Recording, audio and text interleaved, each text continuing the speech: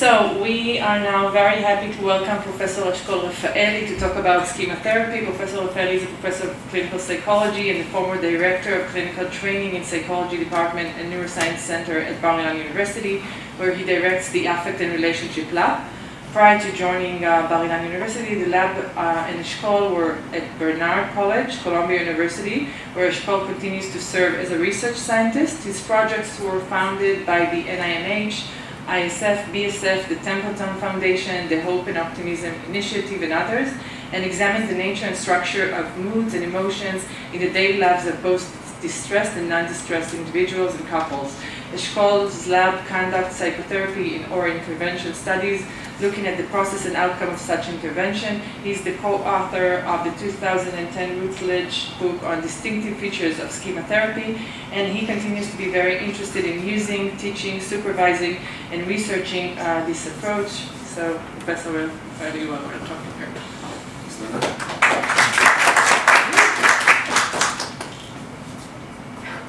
So here's what I'm hoping to do in the time that we have, and I make sure you're going to have to be very brutal with me showing my time. I'm going to give you a brief overview of what the schema therapy model is. Explain, but really won't be explaining, I'll be just naming the goals and needs of schema therapy, with a focus on the mode concept, which is our version of self-states. We review some of the evidence for using schema therapy, which is all from public setting, but unfortunately not from Israel yet, in borderline personality disorder, maybe with a hint towards the fact that this is an approach that goes, I think like many of these other approaches, beyond borderline personality disorder to other disorders as well. So what is schema therapy? It's an integrative, unifying theory and treatment designed for the treatment of long-standing emotional difficulties in individuals and couples that focuses on problems of adulthood mostly, although now there's applications of schema therapy for kids and adolescents as well, but mostly started off as an approach for treating adults in adulthood, but with an eye towards problems that often have a significant origin in childhood and in their adolescent development. And it's an approach that grew out of cognitive behavioral therapy, but it did it by integrating ideas from attachment theory, from self-psychology and object relations, and particularly techniques from emotion-focused models like process experiential therapy, EFT.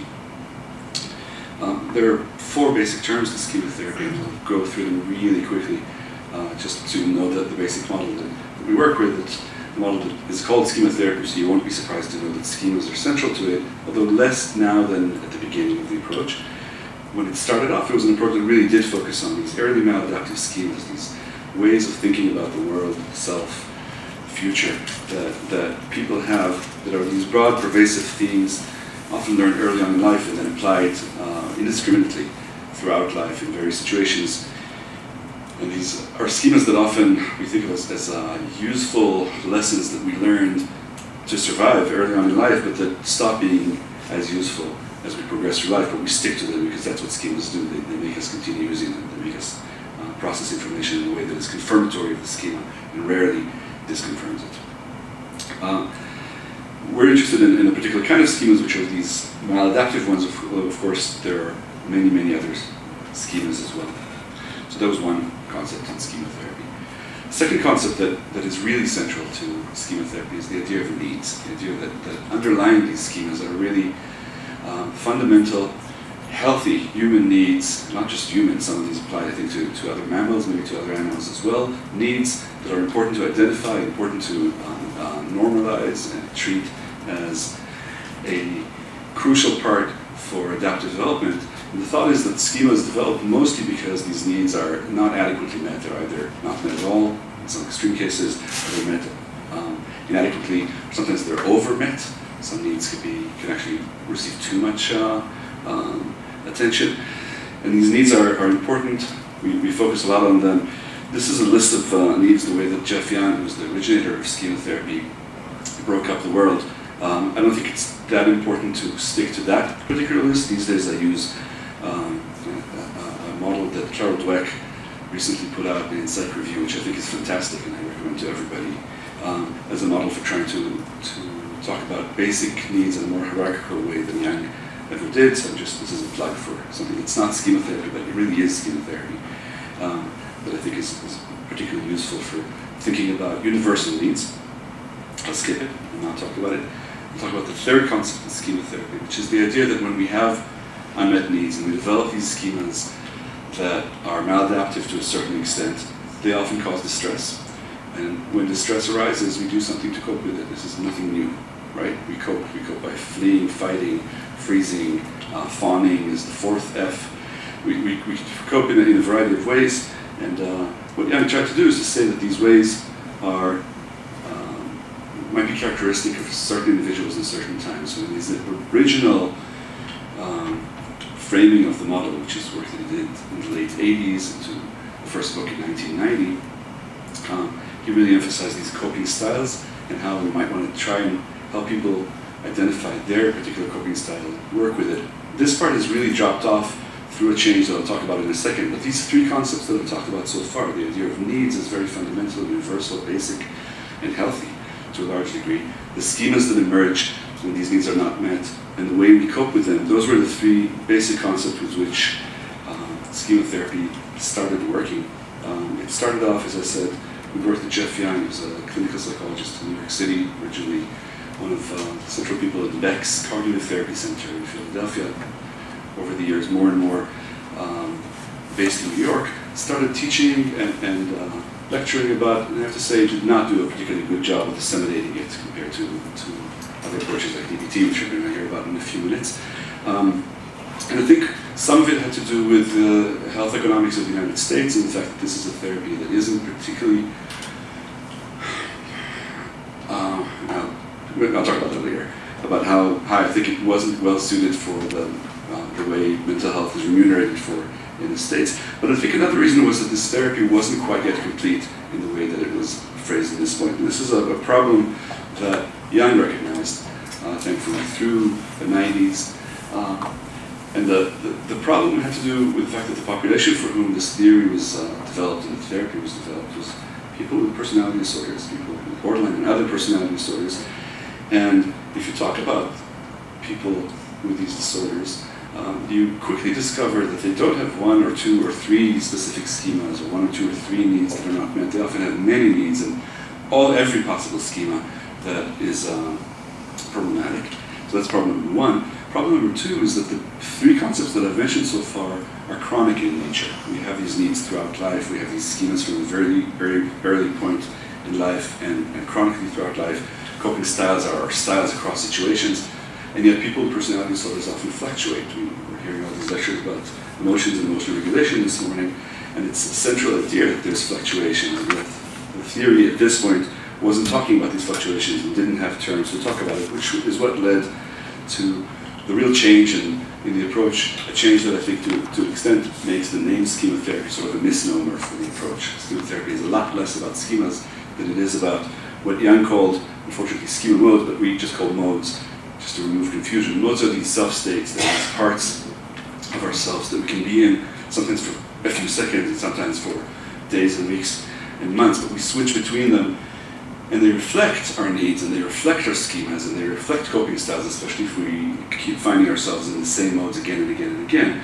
But the more important thing is what mode we're in the moment, because that mode is going to govern both how we feel, what our goals are, what our cognitions are, what our behaviors are, and what sort of reactions clinically we would recommend for therapists to adopt in those situations. And so, whereas the concepts that I talked about so far, the schemas and the needs and the coping styles, are all concepts that are completely stolen from other approaches, and you can see the thumbprint of, I showed you the Dweck needs model, but it could be Maslow's needs, or it could be self-determination theory's needs. Any of those could substitute for our theory of needs. The same thing could be said for our theory of coping styles or theory of schemas. The concept of modes is really very central to how we practice, and so I'm going to spend a couple of minutes, if time allows me, on this slide that talks about modes, because I think that's where the therapy really is these days, both theoretically and practically. Schema therapy identifies 4 kinds of modes that people might be in, and each one of them has many, many different subtypes or sub-examples of modes that we might be in. But they're very different in terms of their development, how they emerge, and also their function in an adult's life or a person's life.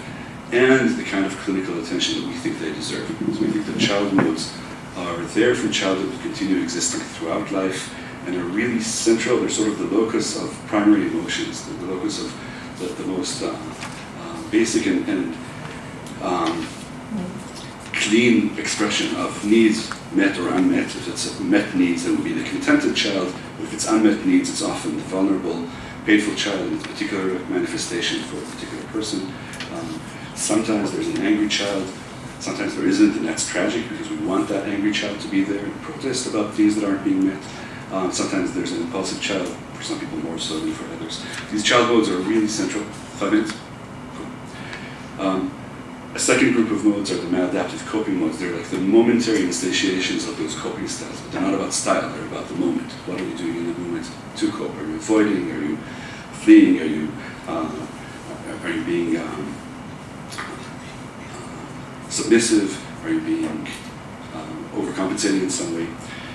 A third group of modes are the internalized voices, sometimes called parental modes. I try to move away from that term because I think they're not always parenting. It's also really bad PR, as well as I think DBT has pointed out well to schema therapists over the years. But these internalized voices of punitiveness, criticism, demands, neglect, over-anxiety, all sorts of voices that we've introjected but that are not ours. And finally, we think that there's the potential for every person to have a healthy adult, also a healthy adult mode, a part that is the part that has the ability to be reflective, to have mentalization, to have that self-soothing capacity, to sort of see the big picture and respond to these other modes. This division of modes is what guides our therapy. In the moment, we try to notice the mode that the person is in, and we try to respond differentially. With child modes, that means we try to adopt an approach called limited reparenting, where we treat the needs very straight on as needs that need to be met because they haven't been until this date, and they need to be. And it might be our role in a limited capacity because it's therapy and we have limited resources and a limited capacity to actually meet those needs. That's a very different approach than the one we use when we meet coping modes. When we encounter a coping mode, our stance is a much more dialectical one. It's a stance where we try to, at the same time, be empathic for the why, but confrontational about the how the person is handling the situation. When we meet these internalized, introjected, painful modes that are often very aversive for the person, we might do a few different things. Young argues that we should really fight them all out. We've discovered over the years that's not always the best strategy, so sometimes we use an approach that's more of a psychoeducational approach towards that mode, but we try to limit those modes in a way to make them ego dystonic. And finally, with the healthy adult mode, our job as therapists is to try to join and model it to the extent that the person over time doesn't need us anymore. So that's the approach. We tend to use conceptualizations. It's a graphical way that I will not talk about for how to map out the different self-states or modes of the person, but that's really something very central to the therapy, and it's also communicated with the patient in a way that tries to be as transparent as possible. Still, when you do schema therapy, you can see the cognitive behavioral roots of it as an approach that tries to be transparent, try to be very explicit about what is it that we're trying to do here.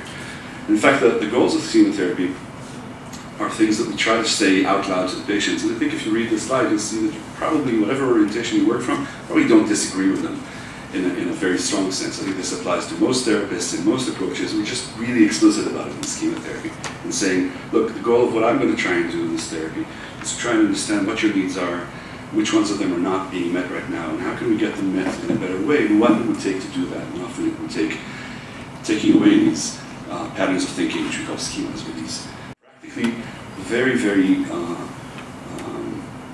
I'd say, eclectic approach. But with a theory behind it, it guides what it is that we do. I'm not going to go over the details of what we do. I will say a few words about its effectiveness.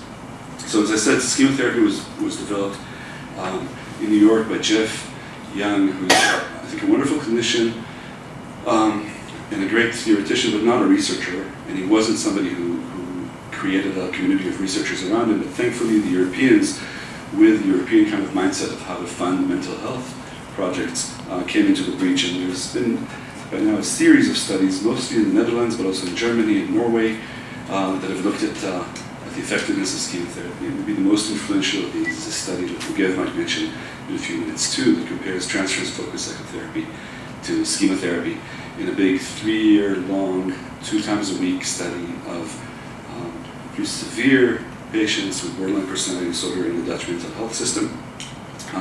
My take-home points for this from the study, and we can talk about it in greater details, are that we're doing an okay job in both of the approaches, but we could do a better job in both of them. We don't have recovery, 100% recovery in any approach for borderline personality disorder. But the one thing that schema therapy does well is keep the patients in. It's an approach that really builds the alliance in a very explicit way, and I think it's that concept of limited reparenting that's so central to it, that leads to a much lower rate of drop-off than in other approaches. And this is true in this study, but it's true in every single trial of schema therapy that's been done to date with every kind of disorder. It's that schema therapy condition always manages to have retention of clients over a longer period of time. There's still drop-off. So still about 25% of the patients in this study, which was a very well-funded and well-run study, dropped off. But they did so at a slower pace. We can see my mouse, so I'm not going to point out, but you'll see that for the first 6 months or so, patients stayed in the therapy, and then there was this gradual drop-off of about 25% of the patients. And transference-focused psychotherapy looks as if there was a worse drop-off here, and it's true, it was worse than schema therapy, but it was a lot better than you'd find in treatment as usual. The treatment as usual rates for drop-off rates for borderline personality disorder, according to John Gunderson and others, are about 70%. So very few therapies are able to retain 50%, let alone 70 or 75% of the patients in the therapy. There's been replications and dismantling studies of this. There's been a really nice trial of group schema therapy with nice results. Some smaller studies to date, and right now there's 2 big studies, one happening across a few different sites, but it's centered in Germany, that compares dialectical behavioral therapy and schema therapy, and the other looking at the group therapy component, again, across many sites. My take-home points in 30 seconds or less, because Dana signaled to me that I have 0 time, is that what schema therapy has to offer for the public mental health sector is that it builds, especially in Israel, is that it builds these bridges between psychodynamic, cognitive behavioral, and experiential approaches that can be understood by clinicians of all these orientations and help build bridges between clinicians of all these orientations. It works across a variety of conditions. It can be used in individual and group formats. Patients seem to like it and stick with it, and I think therapists seem to like it. Those to me are good reasons to try and implement it.